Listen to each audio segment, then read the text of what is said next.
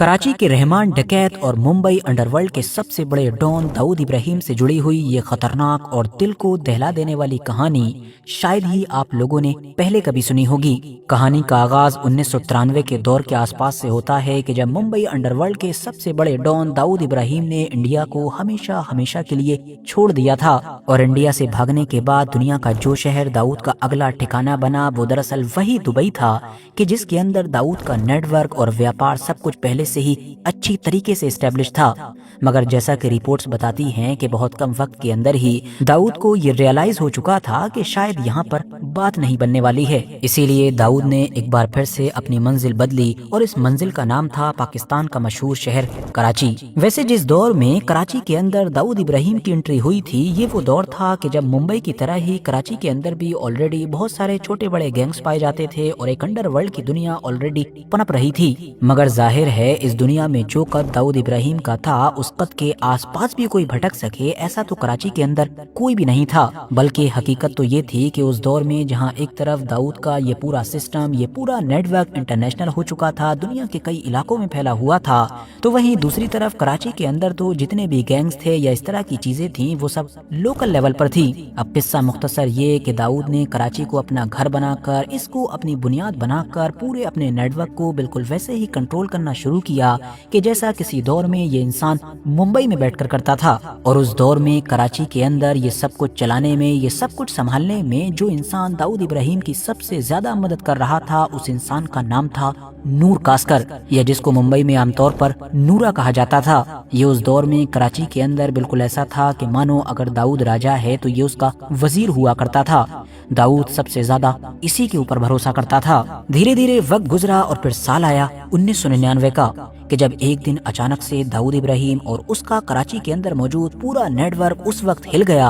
कि जब इन लोगों को फील्ड पर काम करने वाले अपने सबसे बड़े खिलाड़ी मतलब नूर कास्कर की मौत की खबर मिली। वैसे ये खबर बाकी दुनिया के लिए भी सनसनीखेज ही थी क्योंकि हर किसी के दिमाग में यही सवाल था कि ऐसे अचानक से नूर कास्कर की मौत कैसे हो गई। शुरुआती दिनों में फैमिली की तरफ से जो बयान आया उसमें कहा गया कि नूर कास्कर की मौत दरअसल हार्ट अटैक से हुई थी, जबकि बाद में आसपास के लोगों ने एक ये भी थ्योरी दी कि दरअसल नूर कास्कर की मौत किडनी फेलियर की वजह से हुई थी या फिर उसको कैंसर हो गया था। मगर साथियों उस दौर में जितने भी ऐसे जर्नलिस्ट थे या ऐसे मीडिया हाउसेस थे कि जो अंडरवर्ल्ड की दुनिया से हमेशा कनेक्ट रहा करते थे और यहाँ से जुड़ी हुई बड़ी बड़ी खबरें ब्रेक करते रहते थे,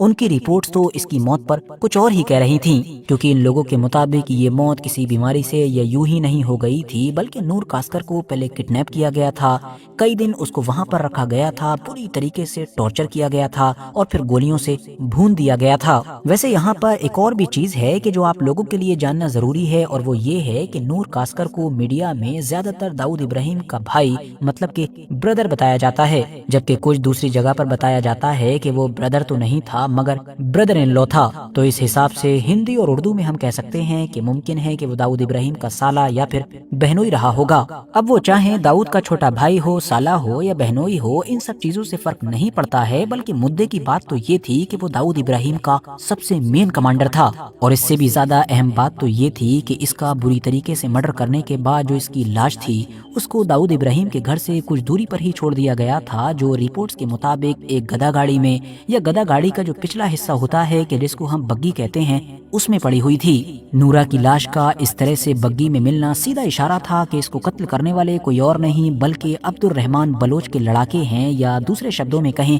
तो रहमान डकैत के बंदे। क्योंकि उस दौर में किसी को भी बुरी तरीके से कत्ल करके उसको इस तरह से गधा गाड़ी में डालकर कराची में घुमाना या उसकी लाश को गधा गाड़ी और बग्गी वगैरह पर छोड़ देना, ये सब इसी गैंग का साइन था। या हम ये कह सकते हैं कि इनका एक सिग्नेचर था कि जिसके जरिए से अपने दुश्मन को मैसेज दिया करते थे। मगर अब आप लोग ये भी सोच रहे होंगे कि आखिर रहमान डकैत के बंदों ने दाऊद इब्राहिम के भाई को मारा क्यों था। तो इसकी वजह जानने के लिए हमें उस दौर के कराची पर नजर डालनी पड़ेगी। ये वो दौर था कि जब कराची अंडरवर्ल्ड में रहमान डकैत सबसे बड़ा नाम बनकर उभर रहा था। मगर उस दौर में रहमान डकैत के अलावा एक और भी बंदा हुआ करता था जिसका नाम था शहनशाह। इसका गैंग या ये खुद रहमान डकैत के जितने ताकतवर तो नहीं थे मगर हाँ रहमान डकैत के सबसे बड़े दुश्मन जरूर थे। अब वैसे तो क्योंकि ये दोनों दुश्मन थे तो इनके बीच जंग चलती ही रहती थी, जो दोनों गैंग्स थे उनके बीच गैंग वॉर चलती रहती थी। मगर हैरानी की बात यह है कि सिंध की जो मजबूत पॉलिटिकल पार्टी थी, मतलब जो बेनजीर भुट्टो फैमिली वाली पार्टी है, उससे ये दोनों ही लोग करीब थे।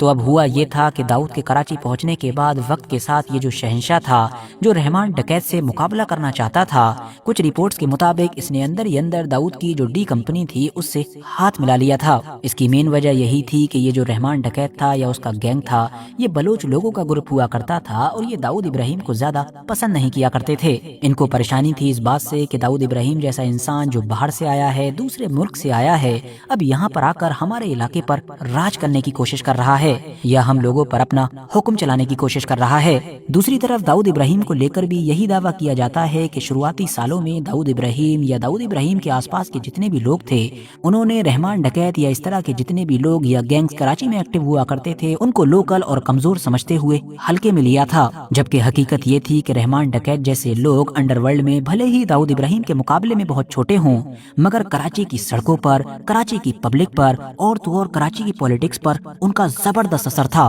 और दाऊद इब्राहिम और उसके बंदों को इस असर का पता 1999 में उसी वक्त चला कि जब नूरा का कत्ल हुआ। मशहूर थ्योरी के मुताबिक रहमान डकैत का जो गैंग था उसको नूरा के ऊपर शक हो गया था कि नूरा अंदर ही अंदर हम लोगों की तमाम इन्फॉर्मेशन हमारे दुश्मन मतलब शहंशाह को लीक कर रहा है। और इसी वजह से इन लोगों ने पहले तो नूरा को किडनैप किया, 2 दिन तक अपने पास रखा या टॉर्चर किया और फिर उसको कत्ल कर डाला। कुछ रिपोर्ट्स ये भी दावा करती हैं कि रहमान डकैत के गैंग की तरफ से दाऊद इब्राहिम से फरोती के तौर पर $50 मिलियन की भी डिमांड की गई थी। लेकिन ज्यादातर लोग इस $50 मिलियन वाली बात को इसलिए सच नहीं मानते हैं क्योंकि दाऊद जैसे बंदे के लिए ये रकम देना कोई मुश्किल काम नहीं था। और वैसे भी अगर इसको किडनैप सिर्फ पैसों के लिए ही किया गया होता तो ISI या दुनिया की बाकी ताकतों के साथ दाऊद के जिस तरह के कनेक्शन थे वो आसानी के साथ किसी न किसी तरह से इस बंदे को छुड़वा ही लेता। तो इसीलिए चांसेस इसी बात के ज्यादा हैं कि रहमान डकैत के लोगों की तरफ से नूरा को किडनैप ही कत्ल करने के लिए किया गया था।